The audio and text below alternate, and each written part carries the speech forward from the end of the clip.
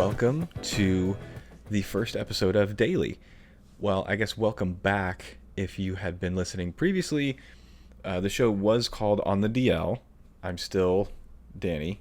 This is still technically the On the DL account, I guess. We've just rebranded and changed the name of the show and then changed topics. So welcome back and welcome if you're new here. Before we get started in anything, I just need to make one thing abundantly clear. My dog is in the room and she has a tendency to fart and burp often. So if you hear any farting or burping, just know that it is not me and it is in fact my dog. So now that we have that out of the way, welcome to DAiLY. Even though the title of the show is DAiLY, this is not a daily show. This is a weekly show. However, we cover topics, AI topics for the everyday person or for daily tasks or daily life, hence the name DAiLY. And today I thought as the first episode, we'll just cover the basics of like what is AI, what are some of the key terms you might have heard, what is an LLM, like things like that. What is an agent? We're going to get into agents a little bit down the line, but for right now, just keeping things nice and simple, and we're just going to get right into it. So I hope if you are interested in this topic, well, obviously you are a little bit interested because you're watching this or listening to this, but you can follow me on Instagram. I believe my Instagram account is DAiLY AI Podcast. I had to change the name a couple times to find the right username that was available because there are a lot of AI podcasts, as I am finding out. Wow, we actually have 25 followers now. So that is DAiLY_AI Podcast on Instagram. And new episodes come out weekly on Tuesdays. Okay, with that introduction out of the way, I think that it is now time that we jump into the episode here. As I mentioned, I am your host, Danny LeClaire, and each week we explore new topics in the AI world, breaking down tools, terms, trends that are shaping our future. My goal is simple: to help you, the everyday person, understand what AI actually is and how it's already showing up in your life. Whether you're brand new to this or already asking ChatGPT to help with your meal plan, you're in the right place. So let's start at the very beginning. What is AI? Artificial intelligence, two words that like literally every conversation I hear people talking about. Like I see it all the time on Instagram, Twitter, AI. I talk about AI all the time. I mean, my God, I have a fucking show called DAiLY. So it's a little overhyped, to be honest, in some cases. You don't need to worry about Terminators, at least not yet. You don't need to worry about your job becoming irrelevant tomorrow. Now AI is changing the way that we work, but that's okay. I'm here to tell you that it's going to be okay. Everything always works out. It's going to be all right. So those two big words, artificial intelligence.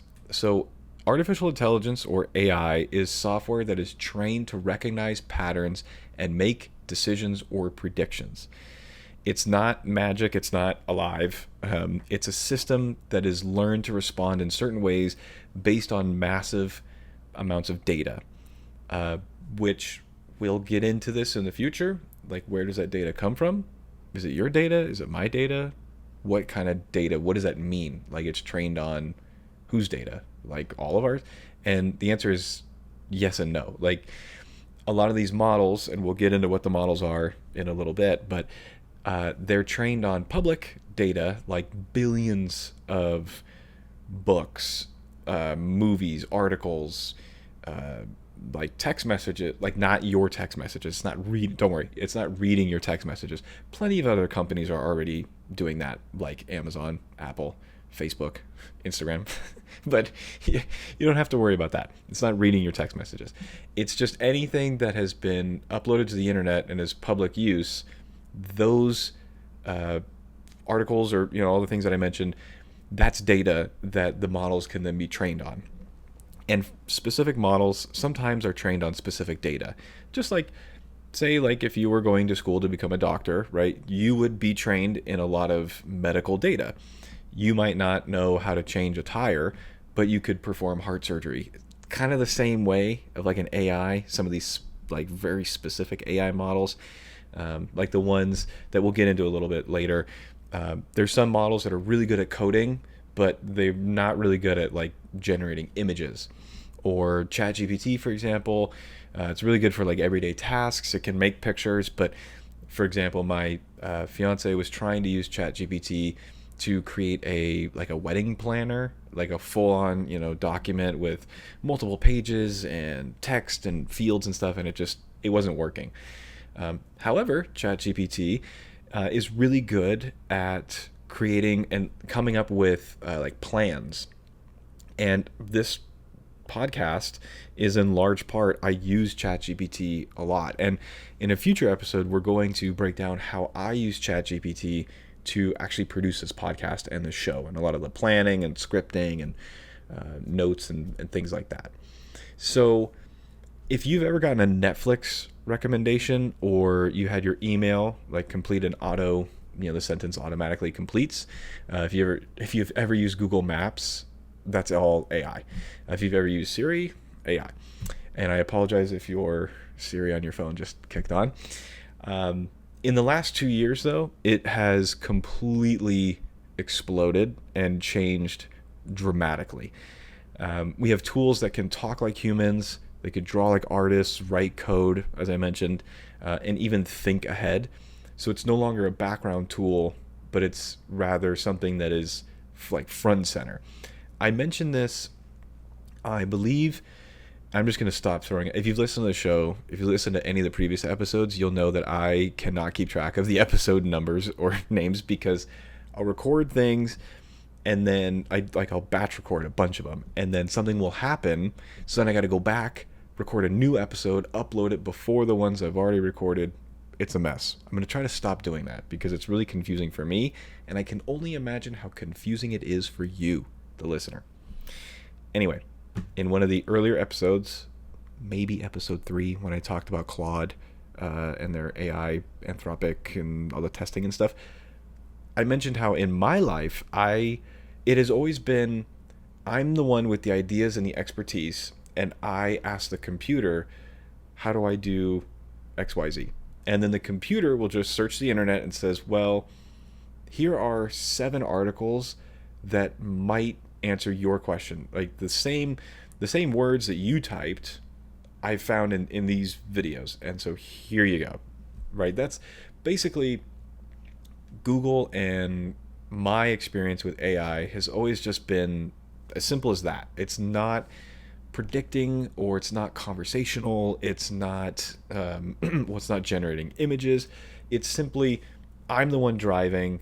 I don't consider my Google searches to be a conversation at all. And then the results are basically as good as I can explain my question. Well, those are the results. But now with ChatGPT or Claude or Gemini, you can almost have you have full conversations with AI, or it will generate images based off of, you could give it very specific instructions, or kind of vague. And I actually, for fun, I asked ChatGPT, I saw this trend, I asked it to generate an image based on how our conversations feel, or like make it feel.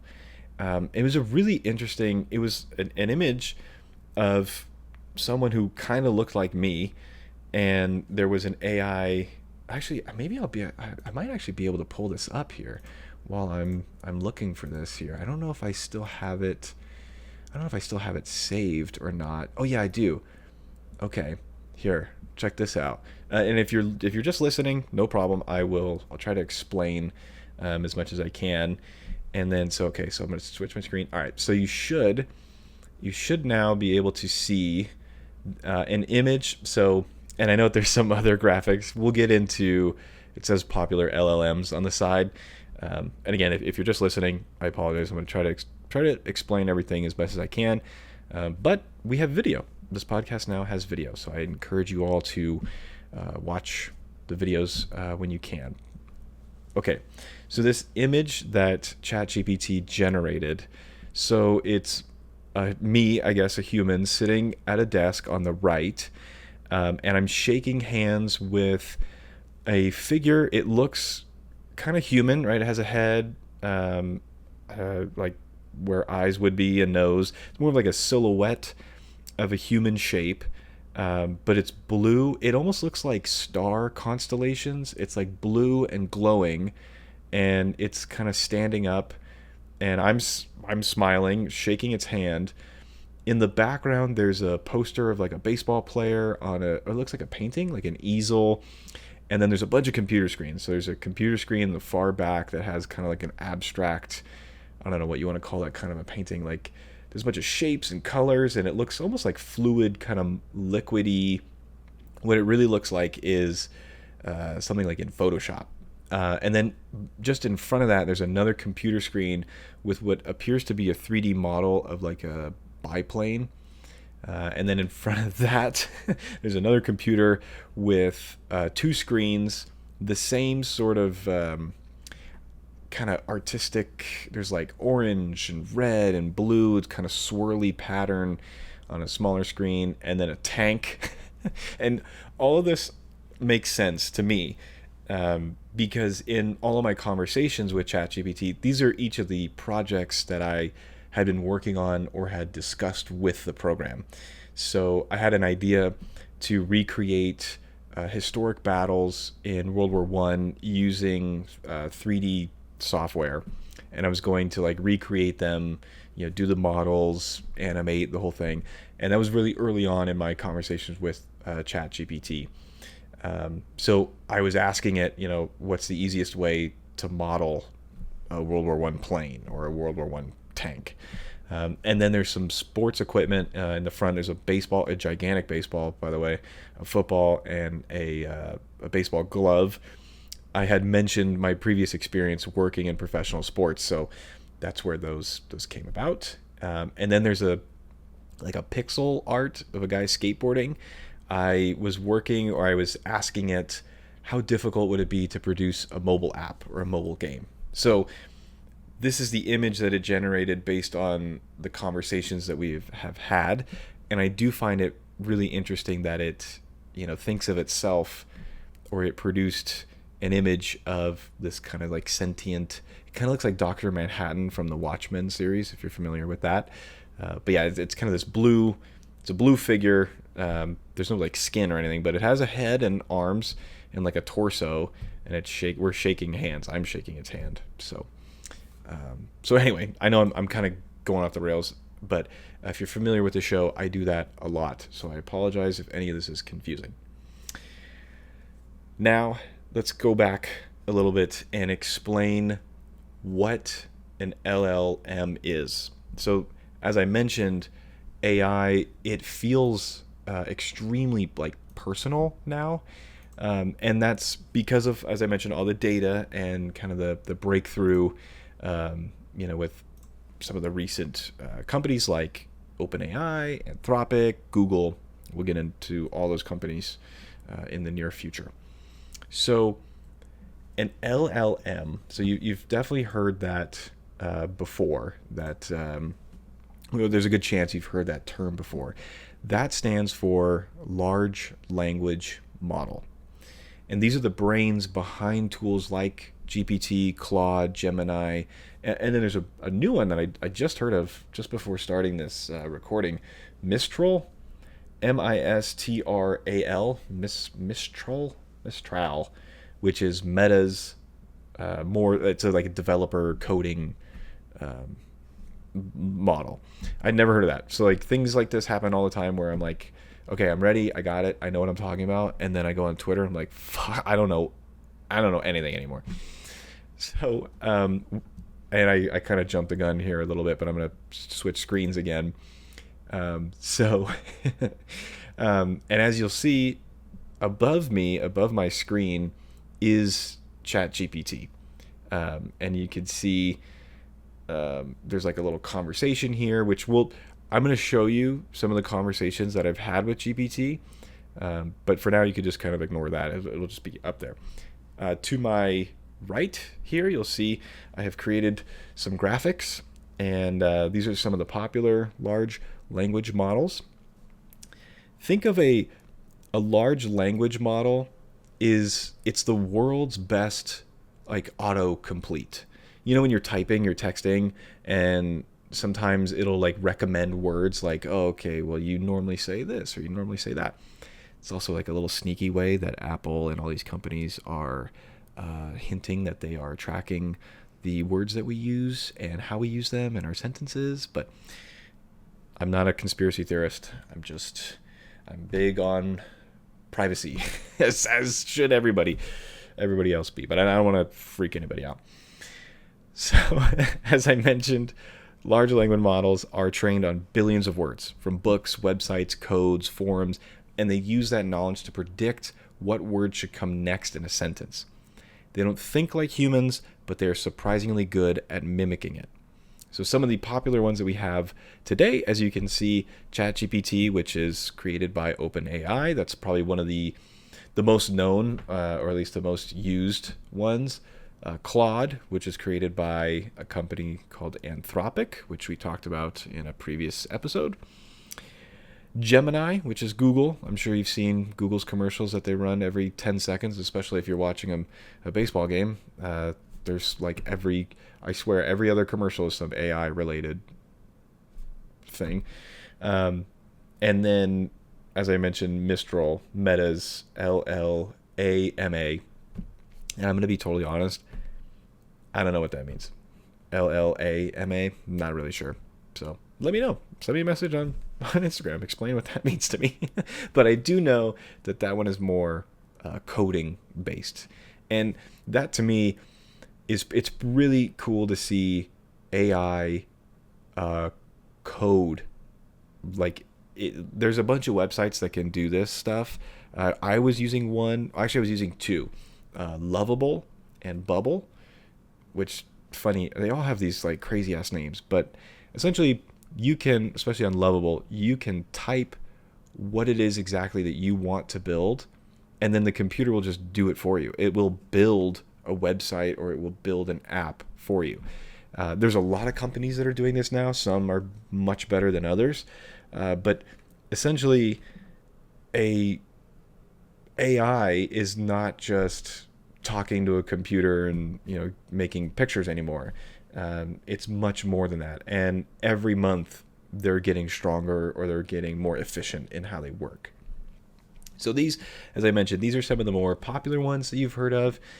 If you've never used any of them, I recommend starting with ChatGPT. I think that it's like I use it all the time. I think that the model is like friendly, and you could customize it too. You can get in there and change some settings around and make it more personal to you. And we will be hearing from my AI co-host, my ChatGPT co-host, Nova, which if you're new here, I did not come up with that name. I asked ChatGPT what it would like to be called early on in my conversations with it, and it picked Nova. So that's what I call it. I think the thing that is really fascinating to me is how quickly these models are being updated and how accurate they are. I've sent like graphics, like I made a baseball, a Paul Skeens graphic, and I sent it to ChatGPT and I said, give me feedback on this. Like, what do you think about this graphic? And it responded to me in a way that was almost, I have had feedback on plenty of my graphic designs and motion graphics in the past. It responded in a very similar way when I was working human to human, which is really crazy to think about. But it gave legitimate feedback. I mean, and it picked apart, I love the text that you did here. I love the thing that the fire elements you put down here. Hey, if you'd like, I can, animate some of these things for you, which it couldn't really do. But I was really, that was one of the moments when I thought, wow, okay, this is no longer just like a gimmicky kind of like, yeah, sure, okay, ChatGPT, whatever. That was one of the first moments I thought, okay, this is really going to be something very, very important. So I want to briefly mention what an AI agent is. And we're going to come back to this in the future because agents are a little bit, it's a little more complicated than what I want for this very first episode. We're just trying to learn what these things are in the very beginning. So I'm not going to go too much in depth, but basically an AI agent will actually do things for you. So, for example, large language models, they're great at responding. An agent is really good at then executing that task. For example, I asked ChatGPT to help me write a script for this episode, and a lot of the episodes, going forward. Whereas an AI agent might write a script and then record a script using AI voice software. Or it might, let's say it generates an entire script and then it realizes like, hey, just for example, Envato Elements, that's a site that does like stock photography, motion graphics, videography, things like that. They have AI voiceovers. If I've connected my Envato Elements account with my AI agent, it could just do it for me. And then it would then come back and say, what do you think of this? What do you think about this podcast I just recorded? That's crazy, right? That's an AI agent, which we're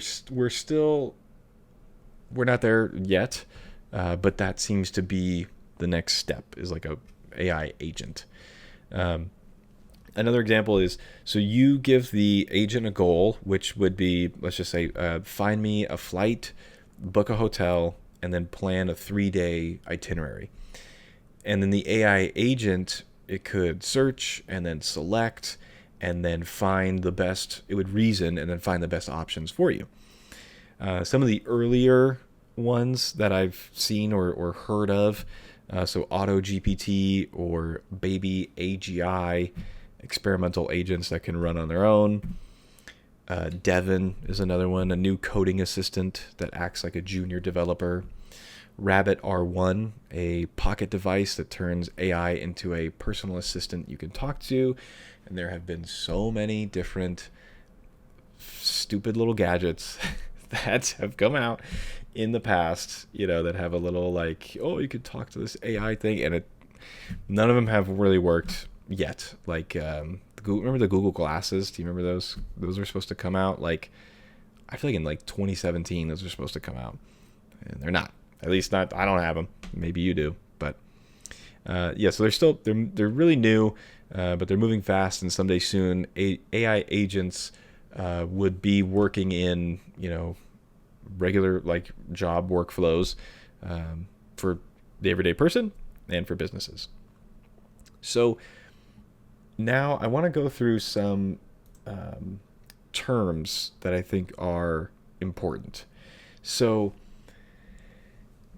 I've said the word model a lot, and then prompt, and training data. So, and again, if you're just listening, so I have a screen open now that says terms to know, and on the left side there are 3: model, prompt, training data, and then on the right side there's fine tuning, open source, token, and hallucination. So model, we've covered that. That's the brains of the operation.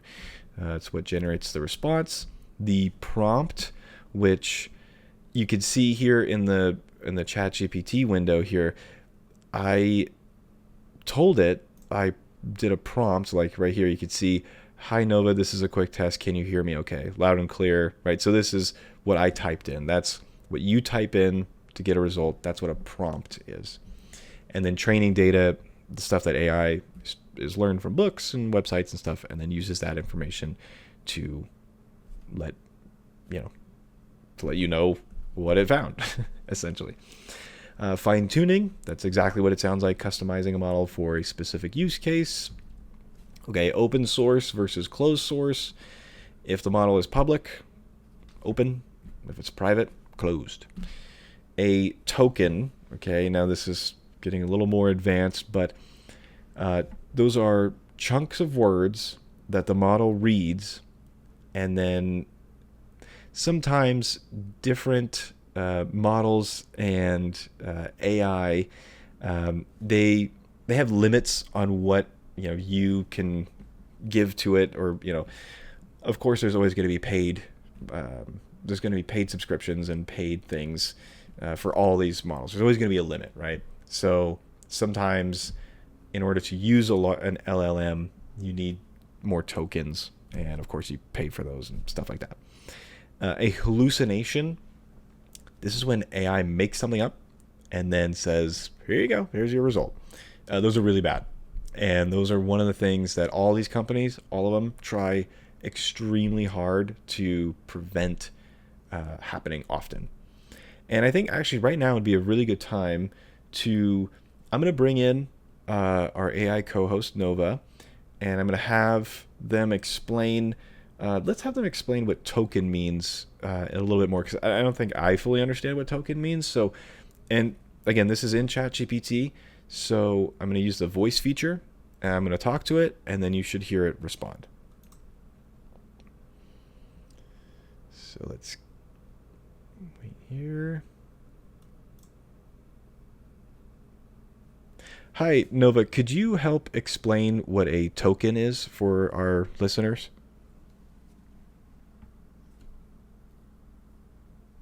Of course, Danny. Here's a simple way to explain tokens to your listeners.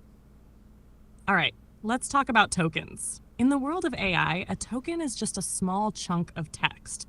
It could be as short as one character or as long as one word. For example, the word hello might be one token, but something like chatbot might be split into 2 tokens. These tokens are how the AI models break down and process language. To put it in perspective, every time you ask an AI a question, it processes your input in tokens. The more tokens a prompt uses, the more resources it needs to compute the response. So, if you're using a lot of tokens, the AI's answer might take more time or cost more to generate. But it's all part of the process that helps the model understand and respond accurately to your requests. Let me know if you need any adjustments. This should help keep things clear for your audience. That was great. Thank you so much. You're very welcome, Danny. I'm glad it worked well. If you need any more definitions, explanations, or anything else during the recording, just let me know. You're doing awesome with DAiLY. Can't wait to hear the episode. Okay, got a little excited there towards the end. So I have been using ChatGPT, as I mentioned. I use ChatGPT to help write these episodes, and I'm going to, in the future, I'm going to break down what an AI, at least what my AI workflow looks like. Because I'm not just using AI. I think one of the misnomers is that, or the misconceptions, if you will, is that generative AI is bad. And that's not really the case. Like, generative AI, that's when it's generating an image or a video or a song, like historically things that have only been done by humans. A lot of artists or a lot of people think like generative AI is stupid, it's bad, it's going to ruin art, it's just bad all around. I respectfully, I disagree, and I think that it's just going to be a new way of working. A couple of my thumbnails, I use ChatGPT to generate the image thumbnails for these episodes because I don't know how to. I tried to learn how to draw. I'm not good at it. I'm just not. And I have the ideas. I know what I want it to look like. However, it would just take me so long to get it right. And I tell ChatGPT what I want it to do, and then it does it in like 10 minutes, maybe 5 minutes. And then I download the image, I put the text on it, I do some like color treatment, and then I upload it. And that's it. I think that that's a perfectly fine workflow. I think that that's going to be the future of what a lot of art is, and we'll get into that more down the road. But this is essentially, and I don't want to sound like, one of those guys like, this is the future, but this is the future, okay? This is the future, and it's all going to be fine. I don't know why she got all, I don't know, well, it's technically not, it's really not a she or a he, it's just ChatGPT. That rhymed, I didn't mean for it to rhyme. Why does any of this matter? Any of this that we've talked about today, why does any of this matter? AI is no longer just something that tech companies or developers or computer scientists use. Everybody's going to use this. I mean, a lot of people already are using this, and it's going to be integrated, and it is already integrated into many of the things that you use right now, from the grocery store to your phone to the apps that you're using right now. There's AI built into all of it. It's just in the last couple of years, it's changed drastically. So that's why it's become so popular. For example, people are using AI to write resumes, plan vacations, create art, music, videos, photos, you name it, start full-on businesses, learn skills, even generate side incomes. And yes, some people are using it poorly and unethically, but part of this show is to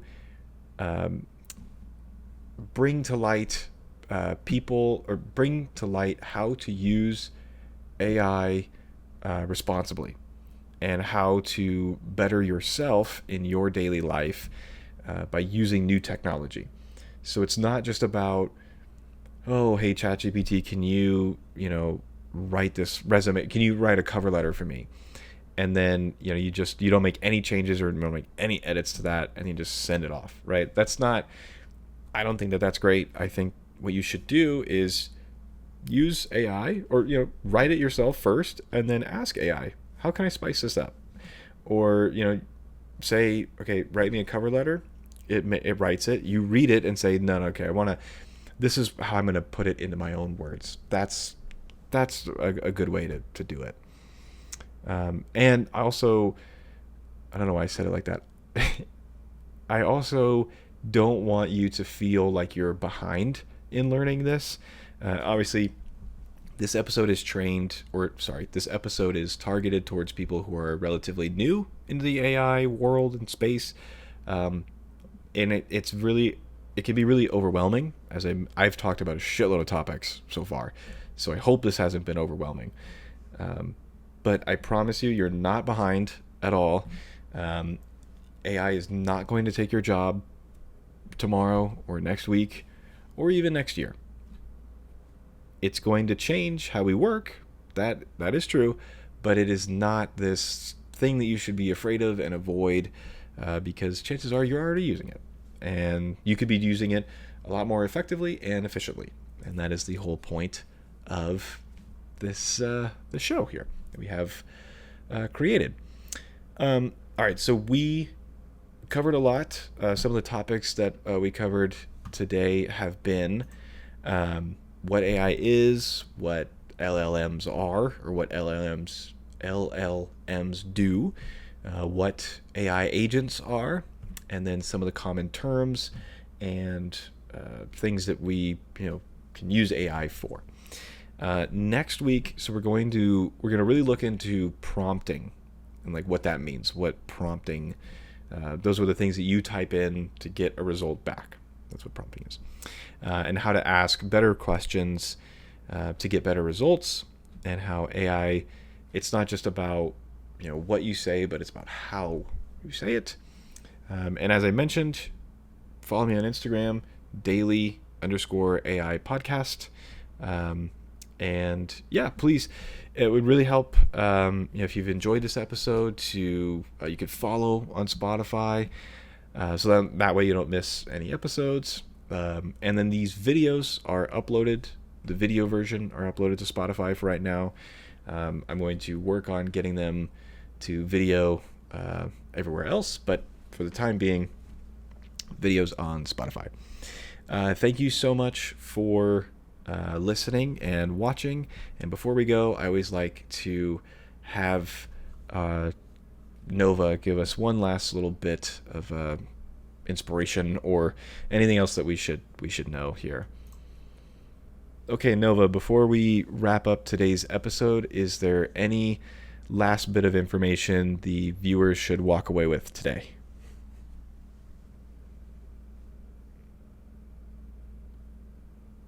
Absolutely, Danny.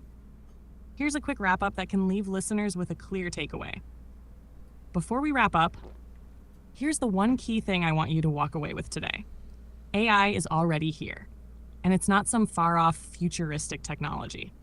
It's embedded in the tools you use every day, from the apps on your phone to the services you rely on. Understanding the basics, like what LLMs and AI agents are, gives you the power to use these tools to make your life easier, more creative, and more productive. So, whether you're just dipping your toes into AI or you've been using it for a while, remember, the future is happening now, and it's up to you how you engage with it. In the next episode, we'll get into how to interact with AI more effectively, the art of prompting and getting the best results for your needs. Trust me, this is one you won't want to miss. This should leave listeners feeling empowered and excited about the potential of AI while also setting them up for the next episode. Does this sound good for your wrap up?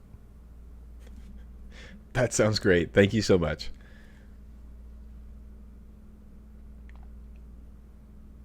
You're very welcome, Danny. I'm glad it all came together. I'm excited for you, and DAiLY, this is going to be an amazing journey. If you need anything else, whether it's for recording or promotion, just let me know. Good luck with the episode, and have fun with it. Yeah, so ChatGPT will also help with like social media captions, posting schedules, all that stuff. We're going to get into that in the future. All right, that's it for me today. Thank you so much for joining me. I hope you have a wonderful week, a wonderful day, and I will catch you in the next one. All right, see you later.